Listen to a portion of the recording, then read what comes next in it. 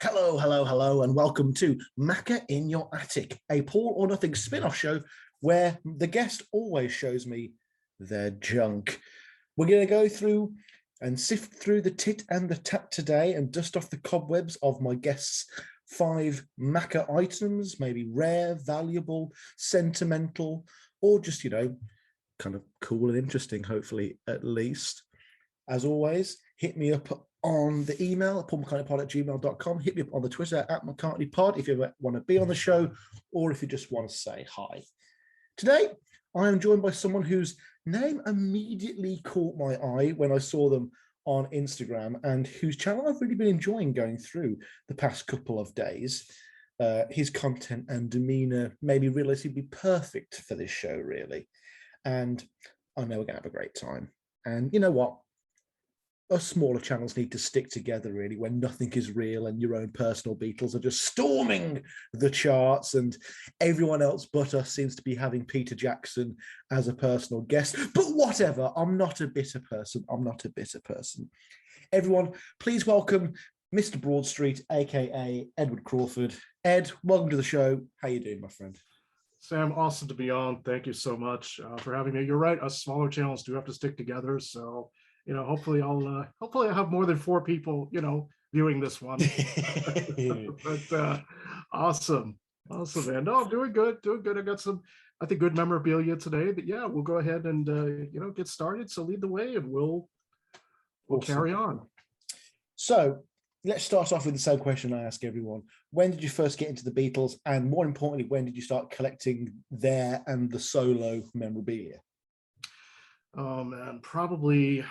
Well, through my dad, really. My dad was a fan. Good answer. So naturally, I'm a fan. Yeah, I want to say when I first became a hardcore maniac collector in 1991, but I think when I first kind of started hearing about them a little bit and maybe starting putting the pieces together, probably around Tug of War or so. So probably that would have been about 1982 or so.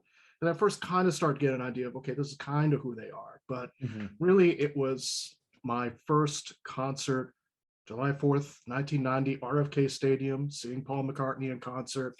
After that, forget it, man. The floodgates opened. It was that year, the next year after, ever since, everything I could get my hands on. You heard Chris Whitten doing that weird drum solo for Coming Up, and you were just taken, yeah. That was it, yeah. Bashing away. It was a really, really good show. Just this fantastic show. And that kickstarted it right there. Absolutely 100%. I remember it's a story I tell over and over, but when I first started the podcast and I was looking through all of the track listings for all the albums that I was going to be doing, and I was like, okay, let's have a look at Tripping the Life Fantastic. Ugh, Figure of 8 starting the set. Oh, not looking forward to this. And now I'm like, yes, Figure of 8. You're never going to hear it again. Lucky man. Yeah, incredible set list for those shows. Incredible. Oh yeah. There's a couple I would have added myself. I mean, I would have added Take It Away and No More Lonely Nights. Obvious reasons, but that's just me. I would have definitely added it, especially at that point, with his singing voice and everything, especially at that particular point versus, let's say, more recently. But those are real white whales of the live set list kind of gaps as well, I guess. Pretty much almost every fan was like, oh, I wish you'd done No More Lonely Nights, except me. But I totally get that. Oh, cool. So what was the first item you bought with your own money? Oh God, that's a good question, man. Now you see, you're asking a Gen X to go way in the way back machine, man. Oh my God. Okay, I want to say that it was actually with my dad's brother, my uncle, where we were living at the time. Went into, it wasn't a Tower Records. It was definitely just some sort of local CD shop. Could have been Sam Goody or something like that. It's actually a couple of Beatles albums themselves. I think it was like Magical Mystery Tour, maybe a couple of the early albums, and the old long box, which I still have somewhere in the archives here, my own personal archives, like Raiders of the Lost Ark here. I remember that was the first item I bought with my own money. It had something like think $200 at that time, which is a hell of a lot of money for like a 15-year-old kid. Yeah, you know, so it was like, let me go get it, you know. So that's kind of what kickstarted it. My God, that's like $1 million. That's Yeah, exactly. But was there any particular part of the kind of memorabilia scene that made you think, yes, I want to start collecting this? Or was it just one day you've got one album, the next day you've got two, and then before you realize it, you know, you've got Japanese EPs with misprints on them, you know? You know, I think after those you know, couple CDs, I mean, I remember we had the Flowers in the Dirt CD, we had the All the Best CD as part of the kind of the family collection. You know, I think just as I started reading more, as I started collecting more, and again, pre-internet, so I mean, I had to dig through stuff like I don't know, Goldmine magazine, we'd sometimes get a copy of here, not super common. Beatle Fan magazine, I think that's how I started finding out about stuff as well. Various little internet groups at the time, but it was more just like Prodigy and stuff like that. So I think that's kind of what prompted a little bit, and just like, okay, what do I seek out next? What do I get next? And I think a lot of stuff was getting re-released on CD at the time too. So I think a lot of stuff around 91, I think a lot of his LPs were actually getting reissued. So I would see them kind of popping up going, okay, well, maybe I'll try this one. Yeah, so I think that's kind of where it just this domino effect. I think just the right time. Man, I'd love to be in a time when a Beatles or a Paul McCartney album was reissued, not because of an arbitrary date, but just because there's actually a new format for it, you know? Yeah.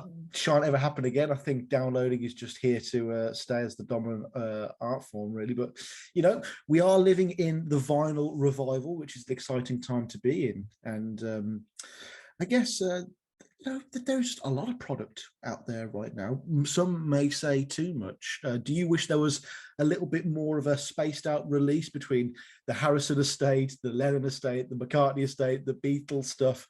Oh, and, you know, there's apparently some Ringo stuff, but I don't really pay much attention to that. But yeah, would you and your wallet appreciate a little more space, or is life too short for that?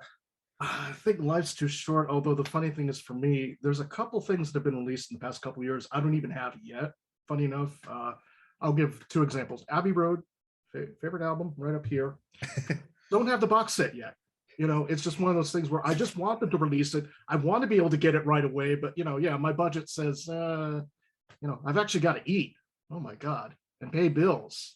Isn't that boring? If you know, if you don't have electricity, you can't play the vinyl, you know.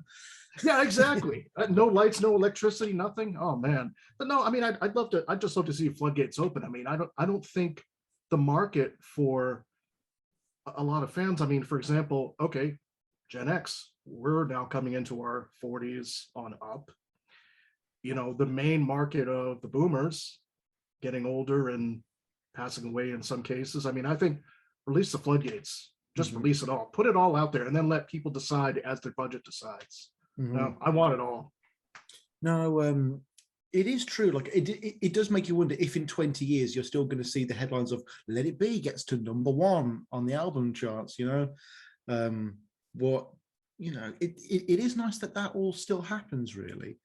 Yeah. And oh, you know, how great would it be to see, you know, Press to Play or Off the Ground gets to #1 in the UK, or, you know, number 10 in the US would be pretty spectacular, actually. I'd be floored. Yeah. You know, Yeah. I absolutely would be. I joke with a couple other folks on other shows I shall not name, but you know, basically it's like, hey, you know what? Just release it all. If the Broadstreet box set came out tomorrow, man, I'd be up all night analyzing that thing. Of course, Press to Play, definitely. You know, Off the Ground, which I even consider somewhat of a weaker album, at least in my view. Hey, I'm still gonna buy it. Oh yeah. Is there so actually just a little bit of a tangent? I found a website that lists all the known unreleased Paul McCartney songs. It's not the Paul McCartney project. He needs to update that slightly, but it's just it's all the stuff that isn't even on Momax hidden tracks. It's all the stuff that isn't on Pizza and Fairy Tales. It's just stuff that like titles they know to exist, like Moog Melody, just weird little like Linda instrumentals and stuff. What do we know that exists for Broadstreet that could be included on a bonus disc? I know there's a Band on the Run that was recorded at that during those sessions, wasn't there? I think so. Yeah, Band on the Run. And in fact, funny enough, I had Claudio's book just here like a second ago because I was kind of reading through it. I think, well, I'll try to list it off the top of my head instead of going searching and off camera and all that type of thing. I think there was, if I want to say Hey Jude, you're correct, Band on the Run. I want to say there was a Magical Mystery Tour era song that was tried. I'd love to hear alternates and demos of No More Lonely Nights. Like, for example, the lyrics book, you have a slightly different lyric on one of the sheets. I'm going, well, okay, did he actually record that? You know, besides all the, 20,000 remixes of No More Lonely Nights, which would be a guarantee. But I mean, I think those on there, I'd love to hear if there's just any unreleased songs at all, type of thing. But I think those are the two I can think of. I think Hey Jude and something off the Magical Mystery Tour. I can't remember the title at the moment. Interesting. I mean, I'm not the biggest fan of the Flaming Pie third disc where it's all just demos of everything. It's like, I want the fourth disc, which has like Ubu Jubu and Love Come Tumbling Down. That's the kind of stuff I want. Oh God, yeah, find it now. Now I'm going to go off on a tangent, but yeah, finding that stuff, especially when Flaming Pie came out, man, hunting it down. I remember a trip to London in 1999. And of course, yes, I got to Abbey Road and all that stuff, which was fantastic. That was like the top of my list. I remember finding 2 of the CDs over there and going, okay, I'm buying it immediately.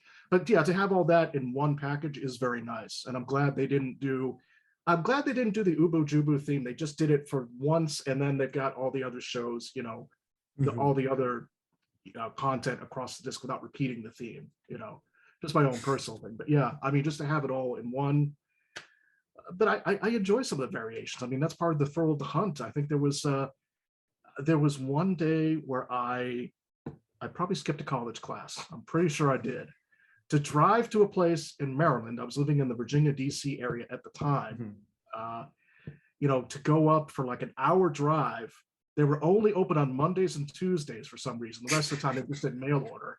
To find, there was a Liverpool Echo. I think there's the one where Paul's holding up the medal and he had just gotten knighted. I still have that somewhere in the archives. And I think I got 2 of the other, Flaming Pie related CD singles that day as well. So yeah, the thrill of the hunt.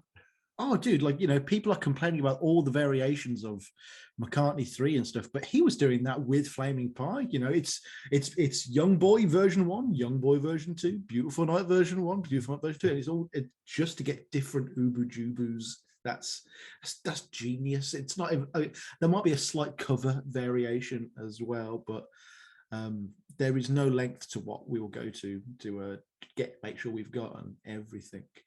Put on my Indiana Jones hat and that's it, man. Yeah, just like Raiders of the Lost Ark, go for it, You throw me the whip, I throw you McCartney 3. Oh my God. Don't look at it, Marion. It's the 333 version. That's going to be me with the No More Lonely Nights demo if it ever gets released, Don't call me Junior's Farm. There we go. There we go. Good one. I like that one. Oh my gosh. I rewatched all of the Indiana Jones films recently. I hate how much flack Temple of Doom gets. It's a really good movie. I mean, it's not very 2021. I'll give it that, it's right. You must go to Pancot Palace. It's like, oh God, this is very bad actually. But yeah. I mean, looking back on it, of course, but no, that was the one I got to see in the theaters. I did not get to see Raiders in the theaters. Yeah, that would have been terrifying. Oh my God. I was probably about 8 or 9 at the time. Yeah, seeing the guy's heart get ripped out. Yeah, but it was a heck of a movie. And of course, again, Temple of Doom filming at the same time as Broadstreet. It's all connected. It's all connected. It's all connected to McCartney and the Beatles, man. I'm telling you. Your Hofner belongs in a museum. Yeah. Oh my God.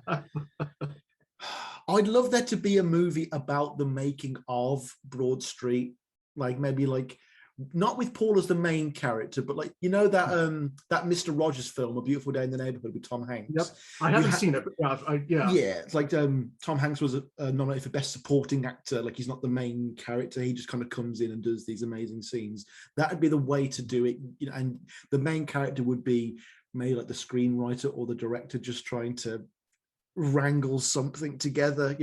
Hey Paul, have you thought about maybe like adding like a plot and an arc? Maybe no, it's just he finds it he just finds it in the train station cupboard at the end. Yeah. This sounds a bit like the Get Back project. Yeah. Oh my God. Yeah. I really hadn't thought of that.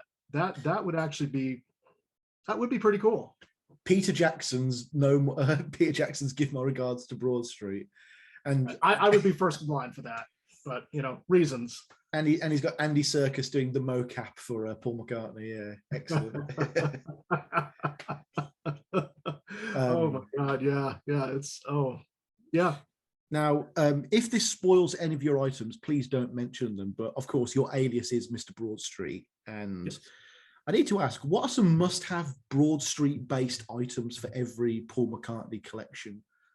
Oh my goodness. Well, yeah, I'm gonna kind of get into some of those, but I'll just go with the basics. Maybe you need the album. Yeah, that might be the worst DVD box art of all. Yeah, I'm not a big fan of the just the solo picture. I mean, even the back here. I mean, you got Paul and Ringo at least, or have I got the inside? I don't have the inside insert in this copy. He said I have another copy somewhere, but we'll see older. Something like that. But yeah, I mean, it would have been good to kind of include, some variation, like, you need that. Yeah. At least the original cover, or something along those lines would have probably worked. It's definitely copyright stuff. It's definitely people trying not to get sued, I guess.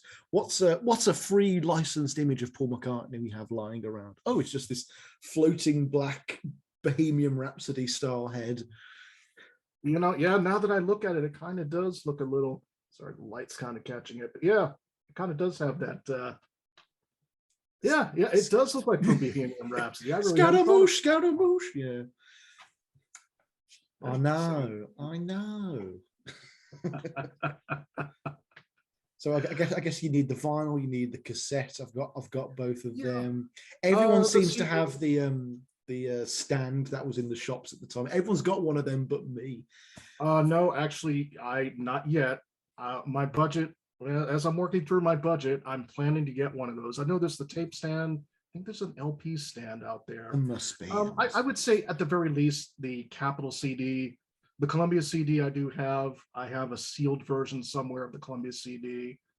I'm not displaying today. I think I'll, at another point when I get to it, I'll display at the very least, the LP, the CD, I'll say the DVD if you can find it. I mean, it's not streaming. That's the thing. I'd love for it to be streaming on, I don't know, Disney Plus, Netflix, whatever the case might be, but don't know if we're going to get that anytime soon.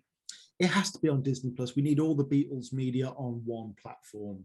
I mean? Yeah, to kind of make it easier and to kind of make it. I don't want to give the mouse an even bigger monopoly on pop culture. But if A Hard Day's Night, Help, Magical Mystery Tour, Yellow Submarine, and the original Let It Be was on there, there'd be no decision for a certain generation and a certain fandom. This will be my streaming service of choice. Yeah, that's true. I mean, hey, I definitely enjoy keeping it anyways for the old school Muppet Show I'm catching up with. So the Star Wars content. I mean, the Star Wars content. Hey, I can't deny that. Book of Boba Fett coming out, and of course we've got Mandalorian. Hey, very incredibly well done. So once I've seen it, okay, yeah, you got my money. You got my whatever it is over here, $8, $9 a month, whatever whatever they're going to charge for it. And here in the UK, we get Hulu included for free with it as well. Oh, nice. Yeah, it's called Stars over here, but it's basically all the Hulu content, which is fantastic. Okay. I think we might have something similar here. I haven't paid too much attention to the I don't know if Hulu is with the Disney Plus bundle over here. It could be. I mean, I just haven't paid much attention to it. I got it. I resubscribed to it for obvious reasons for the Get Back film. I was floored with that. Absolutely, just wow. Oh no, it's the best content released during my fandom as a Beatles fan, 100%. It's my generation's anthology series, 100%. So I'll just ask a quick question in return then. So did you get to see the anthology kind of in real time or No, not? too young for that. It was too young. Yeah, Oh wow. yeah, Oh yeah, my yeah. goodness. Yeah. It felt just like it. It definitely felt just like, just like that time period. And I think I was in college at that point, kind of 90, 95, 96, kind of with everything coming out, this huge media blitz. And the closest thing would probably be the one release in 2000. I think that, that was also a very well done program. I initially said with that CD, I remember I was like, I've already got it all. I don't think I'm going to get it. Of course, I see the program in ABC. Yeah, I snatched it up. I've already got the songs, but what the hell? No, the big one when I was starting to get into the fandom probably would have been George Harrison's Living in the Material World, the Scorsese doc. That was Okay, my very first well real. done. Oh no, it still makes me cry within a minute of putting it on. It just says, "Come on, George, just fly away." I'm like, "Oh my god!" I can't help it. And then it cuts to what's that percussionist's name? The bald guy, Ray Cooper, I think. Ray Cooper. Yeah, Yeah. to talk about him frivolously is just too painful. I'm like, oh my god, Scorsese, you know how to get me right in the feels. Oh man, yeah, it's no, we miss, obviously we all miss John and George. I mean, I was commenting to somebody the other day, I forget exactly who, but somewhere along the line, I was like, you know what, the world is still a little bit colder without John and George here. I really would have loved to have seen their take, where they were going as artists and musicians, but also just their take on the whole, on all of this now, to see it upstreaming and everything. I think would have. Oh man, like whenever I'm in a job interview and they say, "Are there any closing comments you want to make?" I'm like, "Yes. If any of the surviving Beatles pass away, I'm not ringing in. I just won't be coming to work that day. Don't call me. Just expect that I won't be there. I'll be in the fetal position, just rocking back and forth. I'll be there with you, man. I'll be having a good stiff drink and not just what you've got there, but I'll be, yeah. It'll be like an Irish wake, so to speak. As the term is. Yeah. I know. I don't want to think about that. I mean, I'm hoping, knock on wood, I'm hoping that's still a while out. I don't know if we'll get too many more new releases though, as we're kind of maybe going off a little tangent here, but I don't know if I see too many newer releases from Paul or Ringo at this point. I could be wrong. I'd love to be wrong, but I don't know. I mean, where's this It's a Wonderful Life live show? Has COVID just killed it entirely? I don't know if it's quite killed it. I get the weird feeling that I thought he was getting back, and no pun intended, really, he said, but getting back and working back on it. I mean, I know Broadway's kind of reopened up, so maybe. It seems to be. I mean, I don't know. Every time I call, he refuses my calls, man. I don't know what to say. But oh, sorry. I thought this was Ed Chen. Oh, I'm really sorry. That would happen. That would happen. Yep. Ed Chen. Oh my God, he's at wealth of knowledge, man. Yeah, exactly. So I can see some stuff behind you just there. Do you have a Beatles room, or is it all over the entire property? Oh, yeah, it's all over the entire condo, man. I've got.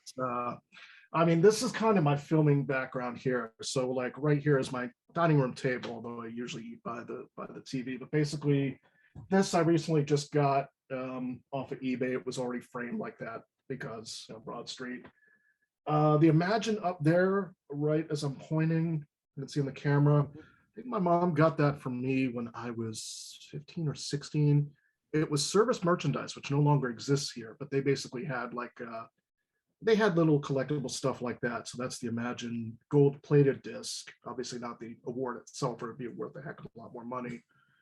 Right behind me, I think an Examon from college, she got that for me around 1999 or so.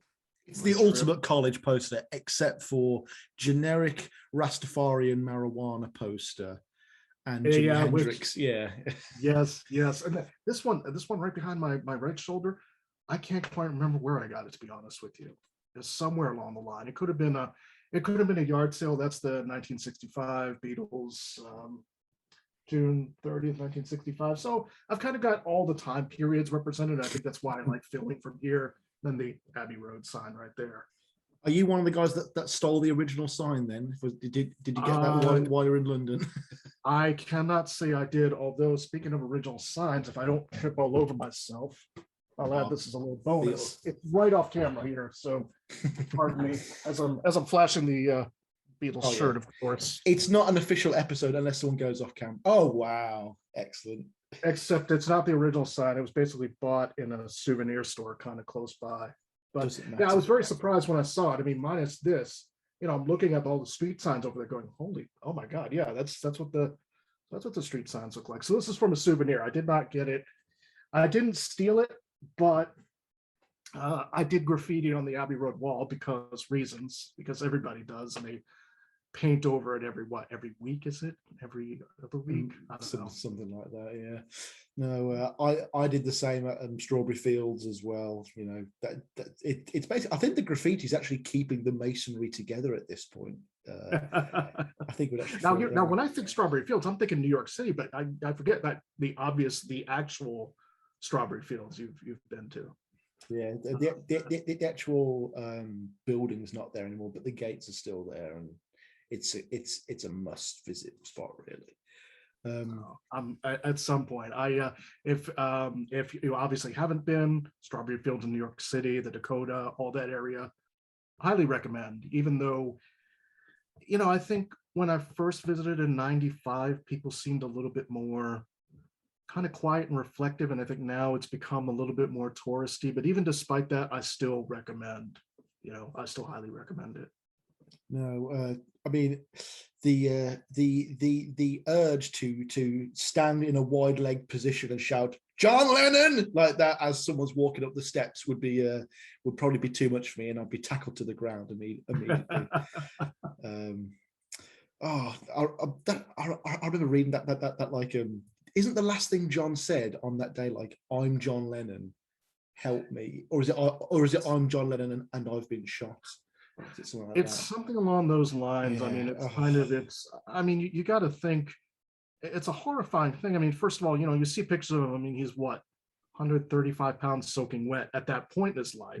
So you don't have a lot of blood volume. And of course, I'm sure the blood loss and, them carrying him to the police car, getting him to the... No, dude, I'm sure I read a quote somewhere saying even if he'd been shot on the table, on the operating table, he wouldn't have survived. Because even now, sadly, it did a lot of damage already, even if he was right in the middle. But that it's so fucked up that two Beatles have had these horrendously violent incidents in their life. Like obviously Paul got away scot-free in Lagos with the Band on the Run tapes. I don't think Ringo ever was turned into a train with a face or anything like that with Thomas the Tank Engine, but no, the closest I could think of is the car crash, early 1980, I think, with him and Crawford. Was that a bit of a incident, or? I don't quite know. I mean, I know that it was probably roughly a year before they were married, from what I remember, and basically car crash. The car got so, pardon my language, but so fucked up basically that they decided to turn it into a coffee table, my understanding. I don't know if they still have it as kind of a crushed coffee table as a symbol of, hey, we survived this, we can survive. So this was before Barbara's Oscar-winning performance as journalist. You got me there. Yeah. Before the Oscar-winning performance, I love Broadstreet. I mean, but I get a lot of ribbing and a lot of humor about it. I totally get it. But yeah, before she won the Academy Award for that one. No, I don't see why liking something ironically or liking it in a slightly negative way is a bad thing. Like, I don't hate Broadstreet at all. I really enjoy it for what it is, but I don't enjoy it on the same level that I enjoy, a Steven Spielberg masterfully made movie. I enjoy it because it is shambolic and all over the place. And maybe it's got something to do that I did film at university and I know a little bit more about how films are structured and the behind the scenes going on that must have happened for it to have turned out that way. But it's a wonderful experiment in narrative and filmmaking and story and plot, I mean, yeah, does it have weaknesses? Sure. I mean, for me, look, first, yes, I'm obviously a huge Paul fan, so I'm going to grade on a much bigger level. I think when I was asked recently, how would you rate it from 1, 0 to 5 stars? I said probably 3, probably somewhere in the middle. I mean, I know obviously it's not Godfather, it's not Star Wars, it's not Indiana Jones, any of the first 3 at least, but enjoyable, sure. I mean, I've seen films which I would consider much worse myself. I'd probably have to put, to me, Garden State. That's just one I can't do. It's that would be my definitely kind of Broad it's Street, better but than The Rise of Skywalker. I'll give it that. It's definitely better than Rise of Skywalker. You know what? It's probably closer in terms of fandom to something like The Last Jedi, where people are just kind of split down the middle of it because rediscovering. Yeah, I think so. I mean, I enjoyed the sequel trilogy, but you know what? I get, everybody's got a different take on it, of course. I mean, I think it's gonna get rediscovered, hopefully. I think it's maybe starting to. I think if they do an archive, look, it certainly couldn't hurt. I mean, I bought the Wildlife Archive, and to me, that would be the weakest album in my view.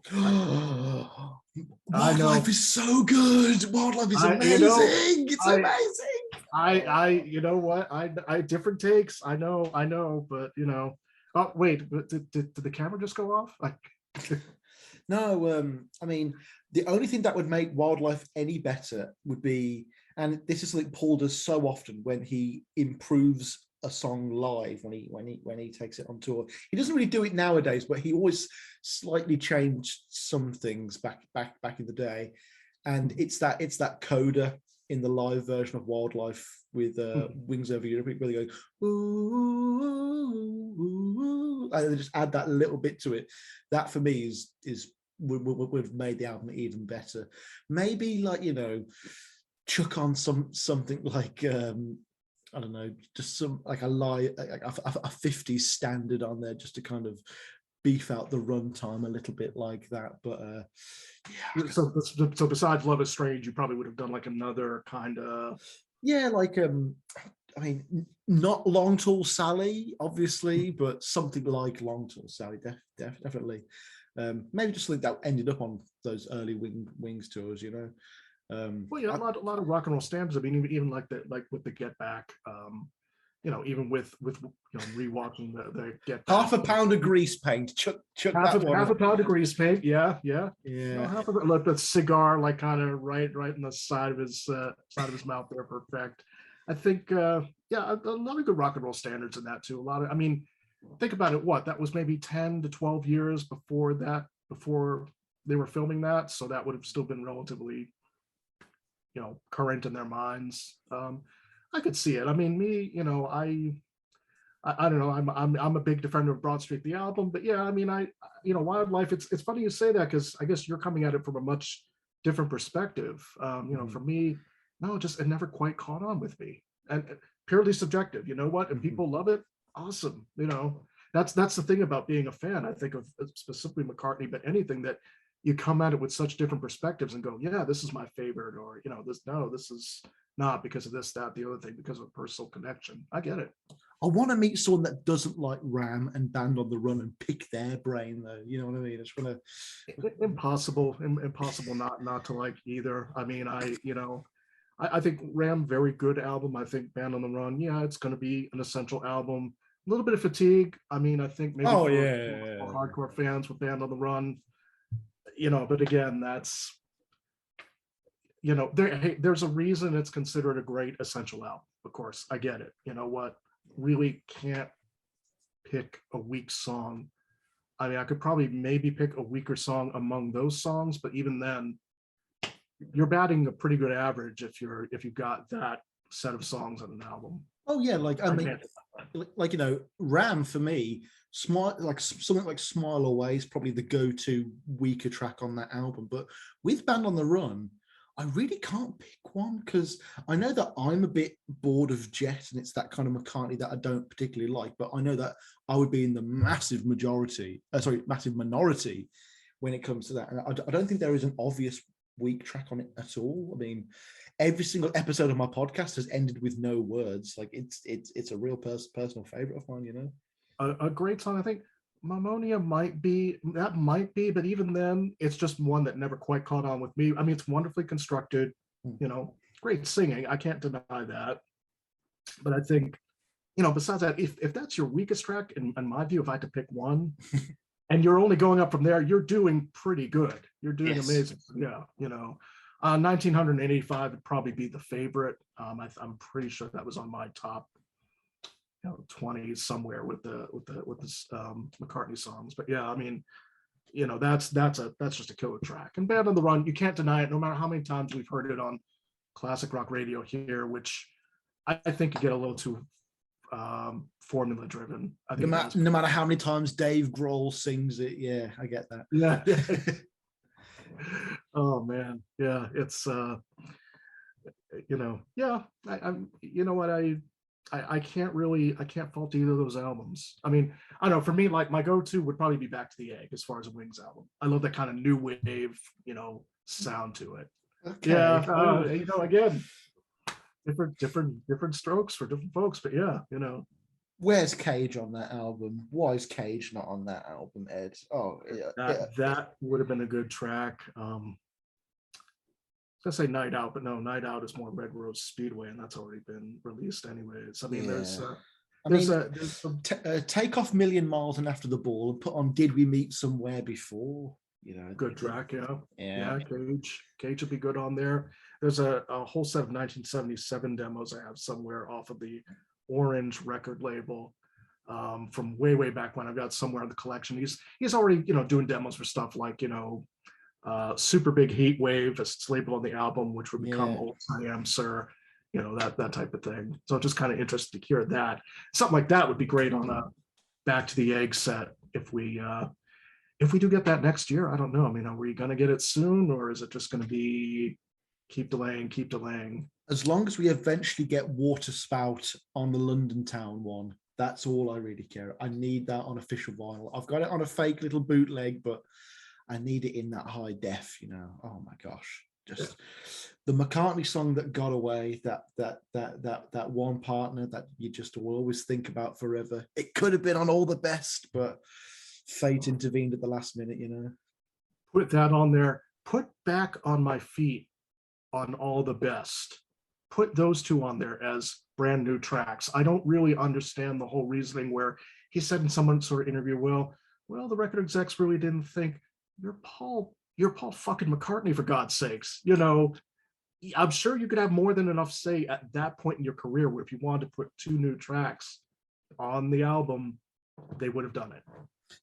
I remember a British girl band called Girls Aloud here in the UK. When they came back to do their greatest hits album, they put the new single as the lead track on that album. I think it's a good way to shift to shift CDs and to shift vinyl. You know, I think it's a nice best of both worlds. And it's, you know, this is also this will be the part of the greatest hits because this is the new single.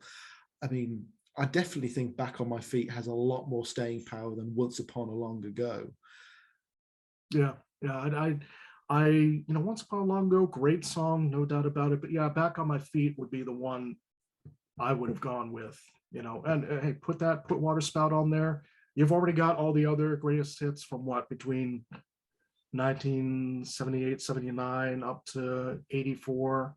Well, I mean, not counting the other stuff, the other Band on the Run, Jet, all that type of thing. Yeah, you know, that would have really added so much to the album. I can't believe Back on My Feet wasn't in the Paul McCartney lyrics book, because obviously so much of that book is Paul Muldoon going, you know, Paul, you know, writes his songs like they're scripts and screenplays. Back on My Feet literally is a screenplay, you know, cut back again to it's like he's giving stage directions and they don't address that. I was like, massive missed opportunity there. Yeah, I would have liked to have seen more. And as I'm still pouring through it. It's an essential piece in any McCartney library, don't get me wrong, but yeah, I mean, stuff like that, or maybe a bit more solo stuff. I get that, yeah, you want to draw the more casual fan in with Beatles stuff. Okay, I mean, some of it, you know, we've probably kind of heard before, but you know, yeah, Back on My Feet, missed opportunity. I'm trying to think of what else. Did we need Check My Machine, or is it just an excuse for him to talk about the McCartney 2 stuff again? Because I Am once told him that that's his favorite album, you know. Well, he seems to, yeah, I mean, he seems to get that type of, you know, someone will put something in his ear, or he'll hear something like the whole was the whole behind Ram, like, oh, people said, hey, I love Ram, Paul. And he started talking about Ram in one of the items I will be bringing up at some point later, so I wonder if it's a little bit of that, it's like people say, oh, that's my favorite album, but yeah, that could be. Like Elton John saying that Linda had good harmonies on Ram, and that's his go-to, retort for anything anyone ever says about Linda now. Just a couple more questions, and then we'll get into your items. An important one: have you got a fire extinguisher on site for all of this Beatles stuff? I do, right over there. Everyone says yes. You know what? I do. I have insurance through a collectibles insurance. I could, well, I was gonna say I could send you a link later, but you're over in the UK, so I don't know if that would even make sense. But long story short, it's not only for that, but just for other stuff. I have collectibles as well. It's basically to ensure that, God forbid, something happens. Somebody comes to my place one day and says, I hate Ringo, and throws a Molotov cocktail and burns everything down. I'll at least get something back monetarily for it. Good night, Vienna. Yeah. Yeah, God, I hope not, man. But yeah, but no, I do have it's over in the kitchen right over there. It's not within arm's length, but I can get to it fairly quickly. Say if the fire extinguisher is faulty and it doesn't work, you've only got time to grab one thing. What is it? Okay, I haven't gotten to these in my reviews yet, but I've got 2 Beatle autographs.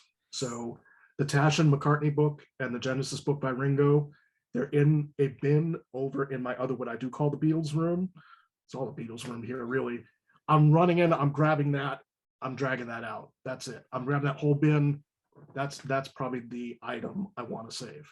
You're getting 3rd-degree burns just to ensure its safety then, yeah? You're running through yeah, I mean, it's it's probably the most valuable item. And I mean, 2 Beatles autographs is, not exactly easy to replace. So I mean, I think that's the one item. It's got a couple other autograph books in there too. I mean, you'll eventually see me get all that stuff on my channel, but spoiler alert. But yeah, it's it's basically those 2 books. I think a couple other as well, just in this plastic bin. I'm just going to get it, grab it, go. Are there any items that you nearly got or were snatched away on an eBay bidding war? What's your your Captain Ahab? What's your Moby Dick? I'm trying to remember. I know there has to have been a couple. Yeah, you know what? There was one. All right, here we go. Tracks UK. So there's some really great stuff. They've actually supplied one of the items I will talk about. There was a pressing, I think a master pressing of the Broadstreet album. So no label, nothing. I think it was £1,000. So I mean, given the conversion rate, probably closer to $2,000 here, something like that in our money, right? I saw it. I'm like, I didn't even have the cash for it at the time, but I'm looking at it, I'm going, God, please don't somebody buy it. Please don't somebody buy it. Of course, what happens? Somebody buys it. That's one item. There was another McCartney autograph on the Tracks site. I think it was a 1987 We All Stand Together children's book. He autographed it, and he put an inscription for the woman's name. I forget the name. It could have been Alice or something like that. We'll go with Alice. This is Alice's book, Paul McCartney. So I think those 2 items I would have loved to have had. If I had to just pick one, I'd go with the Broadstreet master pressing LP. Just it looked like it was straight out of I don't know, EMI or something like that. I tell you what, I'm looking at on eBay now. I'm looking at getting the Biker Like an Icon T-shirt. I just where it's like the Mary Madonna with the helmet on. I'm looking at that. I'm like, oh, I'd just love for someone passing me in the street to go, ooh, what's that? Well, the story goes all the way back to 1992. I don't know why I went a bit Bill Cosby there. The story goes all the way back to Off the Ground. Now, it was a bipping and a bopping and just a, come on, people. Yeah. Pretty good, man. Yeah. Yeah, for a country that has no historical love for Bill Cosby at all, and no modern love for him either. To be fair, Just you know what? Just don't forget the pudding. Just don't forget that too. the pudding bobs. Yeah. Oh my god. I love how every comedian in America still says, no, but I still love his comedy. I'm like, and then I was like, okay, I'll go listen to some of Bill Cosby's old comedy. It's terrible. It's rubbish. It's really bad. It hasn't. It's not like Rodney Dangerfield, which has aged brilliantly. Oh, and like or even Richard Pryor or something like that. Or it's. I think with that, thinking, I mean, especially as a kid, and I remember even Paul did make a quote about seeing the Cosby Show way back when. Oh yeah, that's like our family. Somehow around 1986, I want to say, or so, or reading the quote from him about that show. He's projecting this, Bill Cosby I'm talking about, obviously projecting this very clean image, family man image, and now what we know of him, it's like, whoa, man, not that you expect anybody to be a total saint all the time, but be relatively close to the mark as to who you say you are and who you are. I mean, did you get paid? Did you make the people laugh? Well, then tell Bill to have a smile and a Coke and shut the fuck up. Yeah. Next time he says that, tell him to suck my dick. Oh man, Eddie, back when Eddie Murphy was actually doing comedy. My God. Not that his comedy's aged particularly well in the modern era either, but I mean, and there's certain stuff that's it's definitely you look at it now, you go, oh wow, you couldn't say that now. But yeah, definitely, I mean, cutting edge, I mean, you can't be that edgy person forever, obviously, but but it is a time capsule of its time. Yeah. For my generation, he's Donkey from Shrek. Oh yeah, no. I think for us Gen X, you'd have to go Beverly Hills Cop probably. But even then, I mean, not like I was going to get to see an R-rated movie when I'm like 8 or 9. Just walk in. Oh yeah, let's get a ticket for that. No, But I think later in life, I got to see the film. Good film, good movie. The main theme to Beverly Hills Cop for me and for my generation is the Crazy Frog mobile ringtone here in the UK.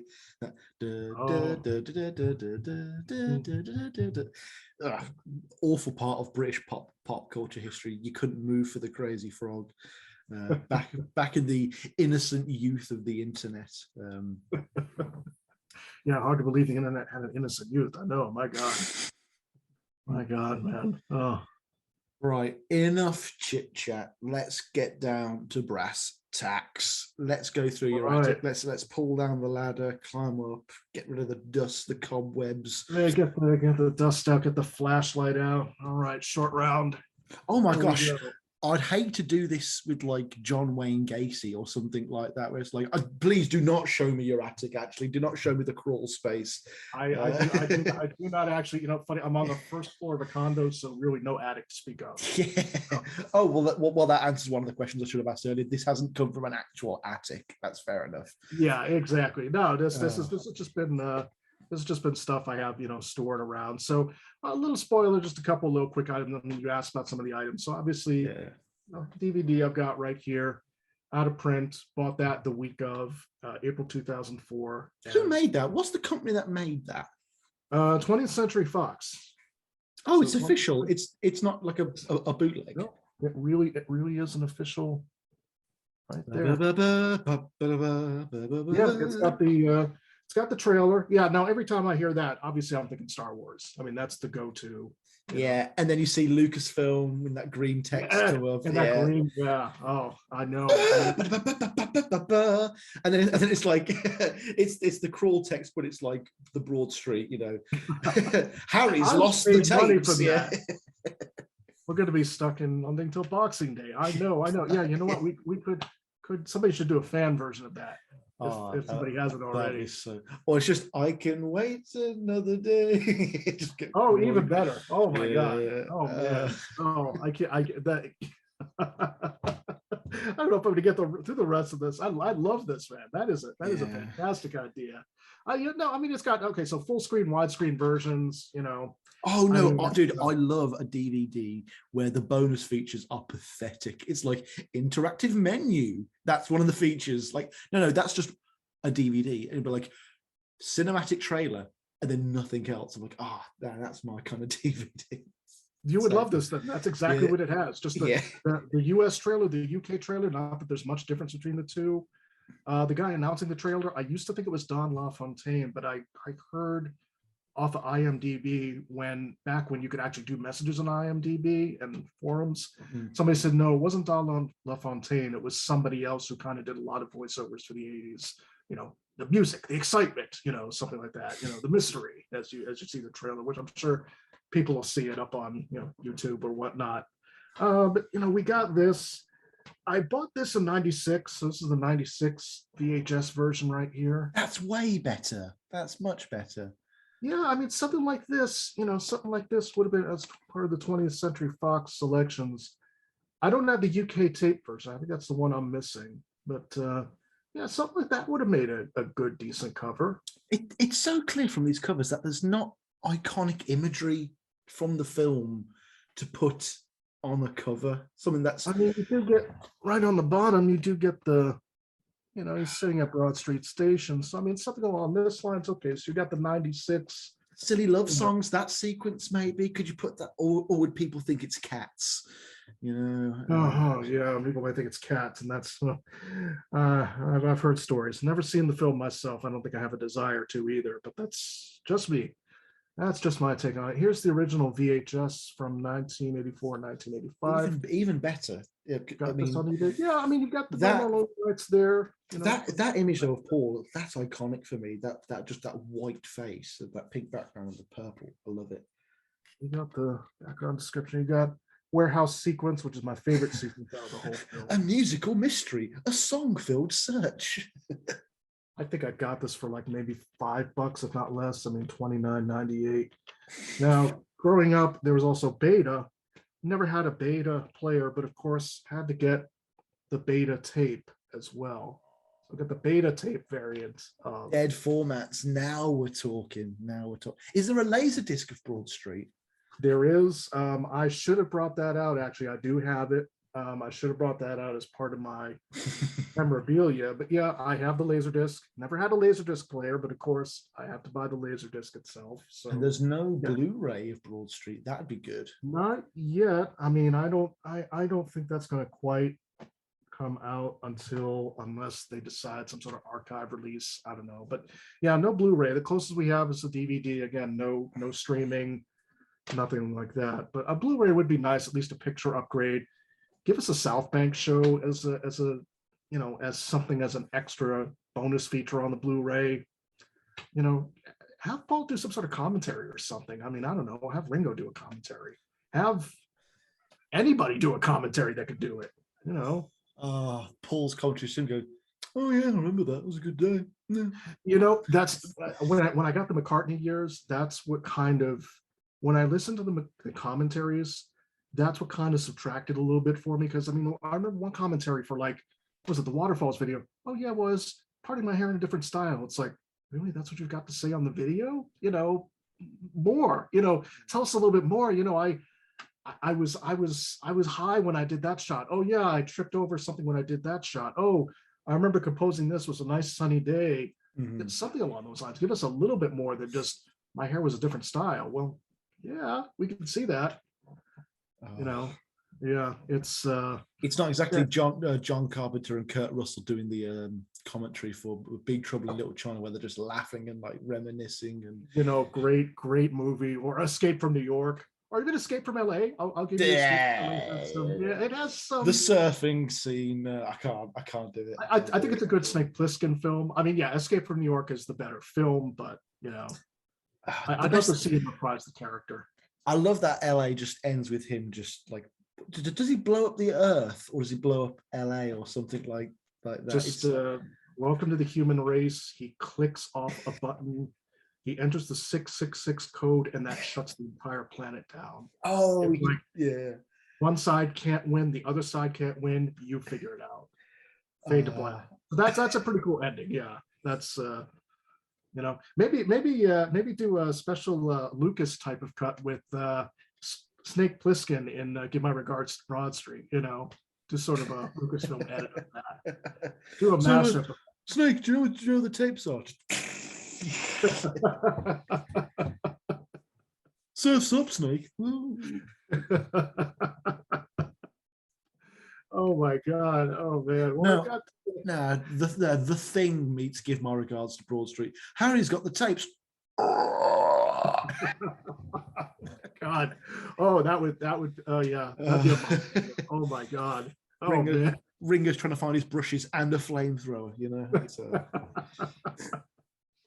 Yeah. Oh, we've got all sorts of good cinematic ideas here. oh, Writing notes down. Another one that I'll do as part of the collection. Paul McCartney's special right here. So good, like 60-minute film, 1986. He releases that as part of Press to Play. I think this would be a good little addition to. There we go. I don't know if the camera does it justice, but this would be a good little addition to, like, I was gonna say Broadstreet, to a Press to Play archive set. It kind of gives a good overview of Paul's career, up until it's got some snippets from Press to Play. So you got everything. You got little snippet of Broadstreet, Tug of War, Pipes of Peace, everything going back to the beginning. Only an hour, so I mean, yeah, it's honestly, it's just nice to see. I saw her standing there and Helen Wheels on the same piece of paper. Oh yeah, hold on. We'll get that Yeah. a little bit closer if I can. Hi. Tug of War. Excellent. Well, cracking little selection there. I'll go for that. Yeah, that would be a nice little. It's easy to do a bonus feature. You just sign off on it, put it as an extra on the DVD. You're done. It's already filmed way back when.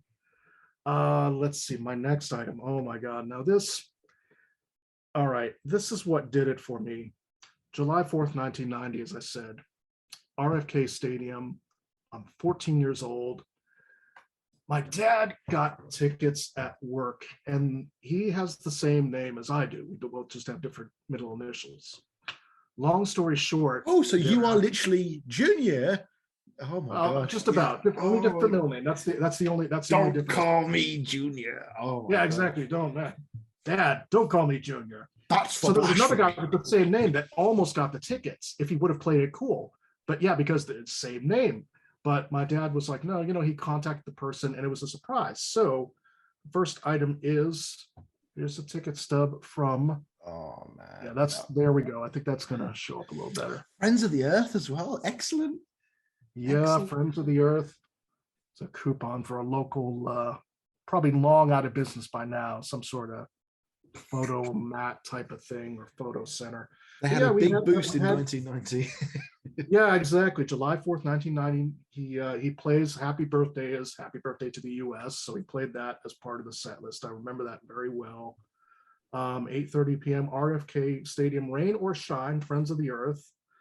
Now let me see if I can make out. My close-up vision isn't too bad. It's I wear the glasses for the long vision for stuff further away. I'm trying to see what seat. All right, so row 14, seat number 17, $30 ticket. I mean, talk about how the prices have gone up. Prices higher than the time before. I mean, $30, but it was kind of way up. I remember it was way up, sort of what you would call the nosebleed section. So I mean, it was sort of the second tier, but we had some binoculars. So I remember probably like the year before, same uncle that took me shopping actually for those CDs, funny enough, he bought me binoculars. So I took that there, passing it between my dad, my mom, myself. We're all sitting looking down. I remember that there was two guys arguing right in front of my dad. Who was younger, George or Paul? They were also saying, well, maybe we're going to get to hear Take It Away. One of them turns to my dad and says, hey, who's younger, George or Paul? And I don't know if my dad actually knew or not. He goes, I don't know. He didn't want to get in the middle of that. They're having a nice little fan debate right in the seats. George is 18 months younger, and he always will be. That's everyone knows this. Well, to kind of go through, so we've got a nice little. This was the station that was sponsoring it at the time. I don't know if they're still in business. That's Friends of the Earth. Classic American radio, 106.7 FM WJFK. Oh my God. That could be long gone by now, or format changes, I'm sure. But yeah, nice little. So Friends of the Earth, they do a nice little mailer right there. And Paul, he ended pollution after that tour, as we all know. Of course, I mean, we no longer use climate fossil change. fuels. No, of course, climate change, exactly. I mean, he was donating. They were underwriting part of it, I think, along with Visa. But of course, there we go. Now, nice little article from that time as well. This is stuff my dad actually found very recently and he gave to me. I had the program, the second program. Look at Paul's face. Yeah. Oh, he's so excited. Rich Lipsky, Washington Post. Yeah, so Richard Harrington writes the review. Here's the review as it continues. I'm going to read a portion of it because I was cracking up my dad with this when I read it. It was Thanksgiving. So let's see.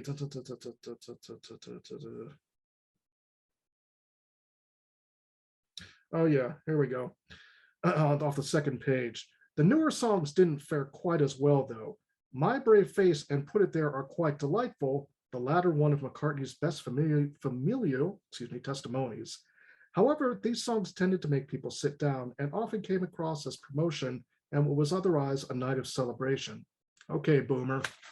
Yeah, come on. I mean, he's going to promote the new songs. That's why he's doing a tour. I mean, I get it. I think the last time this person writes somewhere in the article by Mr. Richard Harrington, he saw him back in 1976.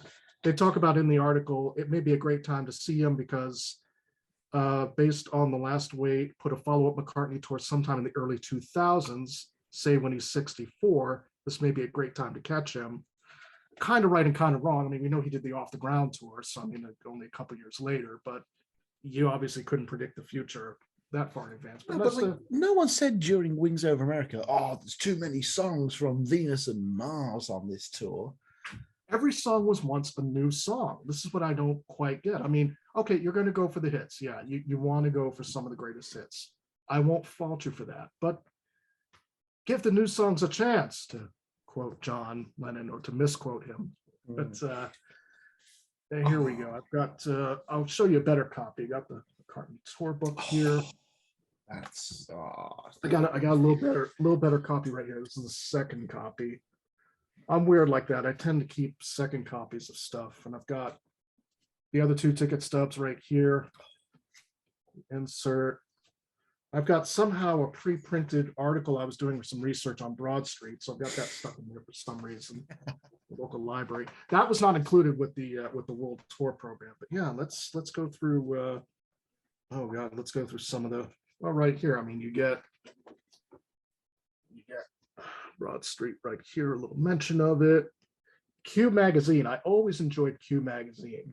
It was always a treat to get it on our side of the pond. I mean, I know you guys probably saw it and went, oh yeah, just another issue. I mean, for us, it's like, wow, holy shit, Q magazine. And I don't know, is that still are they still a magazine? Are they still in publication? I think they might. I know Mojo's still going. Yeah. Q might have ended though. Write in, folks, to paulmccartneypod@gmail.com. Hit me up on the Twitter at McCartneypod. I really like when I was younger. I used to buy like GQ and stuff because it made me feel big and adult. But it's like so much younger than today. Yeah, it's like £4 for nothing except like male fragrance adverts. And it's like, what am I doing here? I might get to see a slightly risque picture of Jennifer Aniston or something. Why am I wasting this money? This is ridiculous. You don't know what you don't know at that point. I mean, there we go, me and John right there. So I mean, it kind of goes in chronological order. I mean, you've got he puts the Wings stuff in there, early 80s. So here we go. This is actually nice. I don't know if this might have been included in one of the box sets, I'm sure, but that's always been a nice photo of Paul. Oh yeah, the war. Him, is that him at Montserrat or just before Montserrat? That might be Montserrat. Hold on, let me see if I can read the caption. Or does it have a caption? A couple little paintings right there. So here, I'll try to, without wrecking this, I'll try to hold up. And that's why sometimes, like when I'm doing a review, sometimes I'll do a photograph to kind of capture it because of holding up, it doesn't quite do it justice. But yeah, it looks like a couple of things. I want to say it's Montserrat. It might even have a caption somewhere on one of the other pages. Oh, here we go. Well, of course, Paul and John right there for the White Album. Oh, one of the best photos ever. literally. Yeah, that's a magical photo. I mean, for all the oh yeah, here we go, Rupert and punk rock right here. Mm. Yeah, this is one of the sentimental treasured. I mean, they gave these away free at the concert. I remember there's a whole big stack of them. There we go. There's the what's the overhead on something like this got to be? You know, I mean, well, I mean, there was these whole big stacks of them, and they were like stacks and stacks and rows and rows. I think that was a lot more Linda's influence at the time, which was for the good. I think. I mean, I think now obviously you go in, yeah, you're going to pay what, 30 or 40 bucks for a program. You know, you're going to get the T-shirt, you're going to get the shot glass, you're going to get the mug, yeah. Yeah, you know, that type of thing. I mean, they had some items there. They had T-shirts and stuff. I don't think we got any T-shirts, but I mean, this was for free, and this is, you know, you're kind of giving it out. I'll take the, well, maybe other not so great copy, but I mean, yeah, you know, you've got everything up till. It's always been a nice shot right there. And just the quality. Oh. Yeah, the quality printing, it says it was put together by Q Magazine. It goes all the way up to, mentions about the 184,000 at Brazil stadium, which was at that point some sort of record for, I think, for the biggest paying audience. That could have been broken since then. I want to say that the Stones might have broken that record a couple of years ago. Wouldn't Metallica have broken that as well with their when they went over to Russia with all those other metal bands, and the police were trying to hold them back, you know. I'm sure probably Ozzy and stuff like that. Yeah, I think that probably maybe around the same time.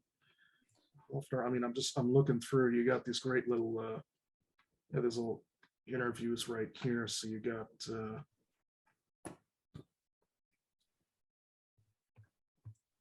and they do that for all the band members. So you have Linda in there. You got Chris Whitten. If you want to know, here's what's the favorite food? What's the favorite drink?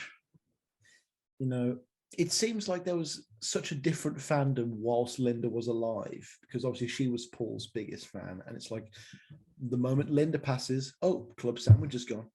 No more Club Sandwich. You know, it's such a sad markation of history, I guess, you know.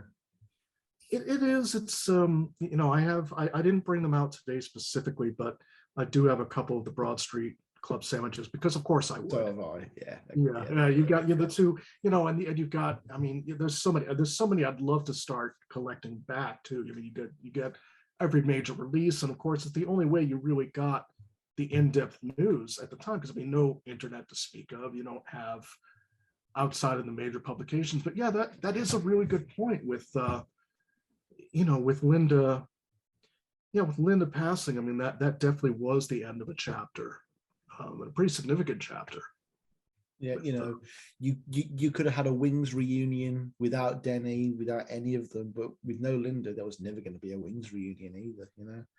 Yeah, I mean, I know they do the jamming at the Fest for Beatles fans, and I mean, you know, Denny will get together with, I think, Lawrence and Steve from the Back to the Egg lineup, or whoever happens to be there. Yeah, I mean, it's yeah.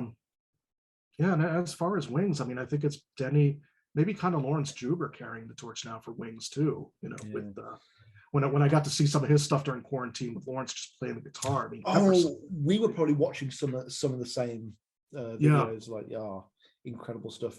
And I was always harassing him just to play, like, you know, what's that instrumental, that kind of Western instrumental that was going to be on Ram?